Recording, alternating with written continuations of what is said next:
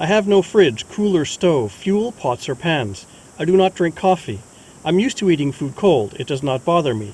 This greatly simplifies my electricity and fuel needs, minimizes clutter, and makes food quick and easy.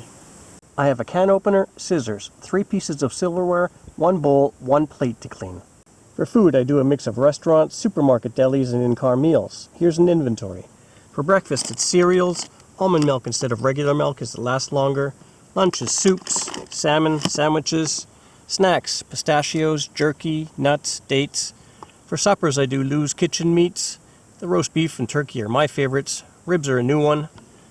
The pre-cooked meals come in a heavy cryovac, so they last up to 6 days in summer without refrigeration. For sides, I do a variety of vegetables. Desserts, I currently have mandarin oranges and peaches. Other favorites are pies, carrot cake, cheesecake, and fresh berries. Turkey roast and corn for supper, ready in seconds. Cherry cheesecake for dessert.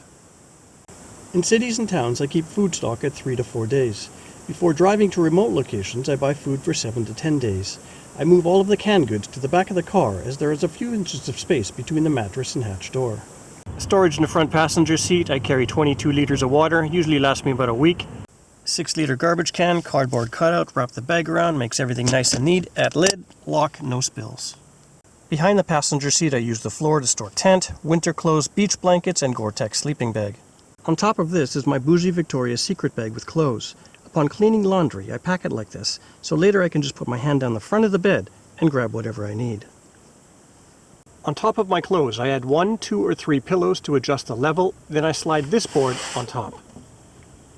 If I want to access storage, I fold the mattress back and slide the board down. One of the extra items I purchased from Honda are these rain guards for the windows.